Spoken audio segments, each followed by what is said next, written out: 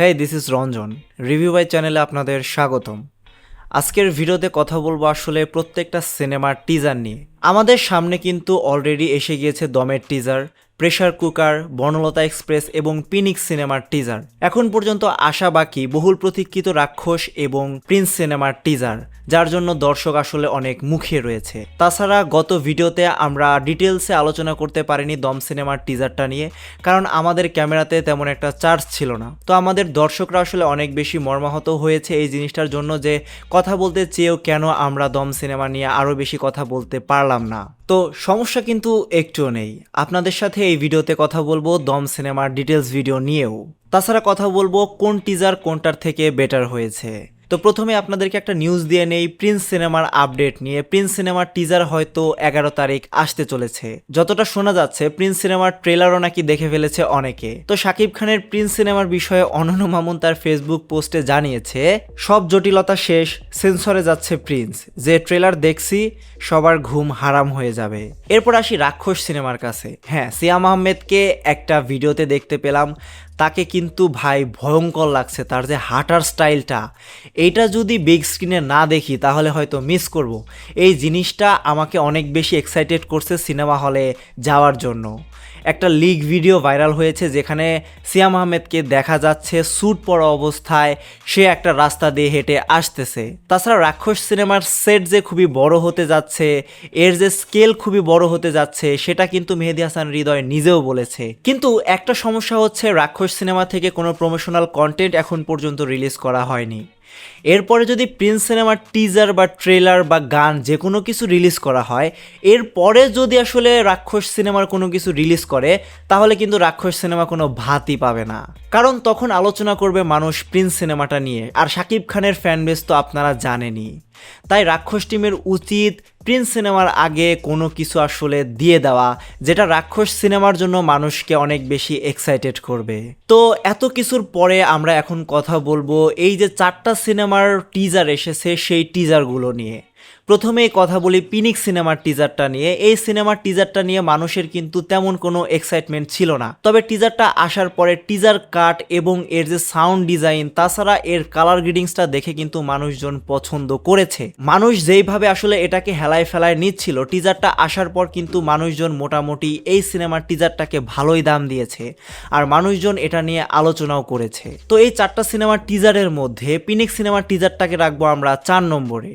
এরপরে আমরা 3য় নম্বরে রাখবো প্রেসার কুকার সিনেমা, অর্থাৎ রায়হান রাফির নতুন যে সিনেমা আসছে, যেখানে একসাথে অভিনয় করছে নাজিফা তুষি, বুবলি এবং আরও 2 জন নায়িকা, এবং এটা একটা থ্রিলার জনরার সিনেমা হতে যাচ্ছে। এটা এর ট্রেলার দেখলে আসলে আমরা বুঝতে পারি। তো এই যে টিজারটা রিলিজ করেছে রায়হান রাফি, এর যদি আপনারা শর্টগুলো দেখেন আসলেই কিন্তু দুর্দান্ত হয়েছে। তাছাড়া এর সিনেমাটোগ্রাফি ভাই আসলে বলার মতো। গ্রামের যে সিনেমাটোগ্রাফিগুলো আছে বিশেষ করে, সেগুলো আসলে চোখ ধাঁধানো সিনেমাটোগ্রাফি। এরপরে 2 নম্বরে যে টিজারটা আমরা রাখবো সেটা হচ্ছে বনলতা এক্সপ্রেস। হ্যাঁ, বনলতা এক্সপ্রেস কনভার্ট করতে পেরেছে মানুষকে সিনেমা হলে নিয়ে যাওয়ার জন্য, কারণ এর যে প্রমোশনাল কন্টেন্টগুলো রয়েছে তারা কিন্তু একে একে দিয়েছে। তারা আসলে দর্শকদের সাথে কানেক্ট হয়ে রয়েছে, তারা মানুষের মনের ভিতরে সিনেমার চরিত্রগুলোকে এখন থেকেই ঢুকিয়ে দিয়েছে। তাছাড়া বনলতা এক্সপ্রেসে যে স্টার কাস্টগুলো রয়েছে, বিশেষ করে চঞ্চল চৌধুরী, শরীফুল রাজ, মোশাররফ করিম, সাবিলা নূর, শ্যামল মাওলা সহ আরও গুণী গুণী অভিনেতা, তো তাদেরকে নিয়ে ট্রেনের ভিতরে যে কল্পকাহিনী হতে যাচ্ছে সেটা দেখার জন্য আমি ভাই অনেক বেশি এক্সাইটেড। এখন আপনারা প্রশ্ন করতে পারেন যে এই বনলতা এক্সপ্রেস সিনেমাটাকে আগে রাখার কারণ কি। এখন কথা হচ্ছে দম সিনেমাটা নিয়ে কিন্তু মানুষের এক্সাইটমেন্ট আগে থেকেই বেশি, আবার শাকিব খানের প্রিন্স সিনেমা নিয়েও মানুষের এক্সাইটমেন্ট অনেক বেশি। রাক্ষসের ক্ষেত্রেও সেম, যেহেতু জনরা প্রায় সেমই, অ্যাকশন জনরা। কিন্তু একটা ফ্যামিলি জনরার সিনেমা যেটা নিয়ে মানুষের কোনো এক্সাইটমেন্টই ছিল না, তবে টিজার আসার পরে এই সিনেমাটাকে নিয়ে মানুষের মনে অনেক বেশি এক্সাইটমেন্ট কাজ করছে। তো এই বিষয়টা কিন্তু ঘটানো আসলে অনেক টাফ। এর আগের ঈদে যখন উৎসব সিনেমাটা রিলিজ করা হয়, তানিম নূর এই সিনেমাটা রিলিজ করে, তখন কিন্তু ফ্যামিলি জনরার সিনেমা হিসাবে এই সিনেমাটা অনেক বেশি টাকা উপার্জন করে। তো এরপরেই কিন্তু বনলতা এক্সপ্রেস সিনেমাটার ঘোষণা দেওয়া হয়। তো আমার মনে হয় উৎসব সিনেমার মতো বনলতা এক্সপ্রেস সিনেমাটাও অনেক ভালো পারফর্ম করতে পারবে তাদের ভালো প্রমোশনাল কাজের জন্য। দেখেন বনলতা এক্সপ্রেস সিনেমার টিম যেভাবে প্রমোশন করছে অন্য সিনেমার টিম কিন্তু সেভাবে প্রমোশন করছে না।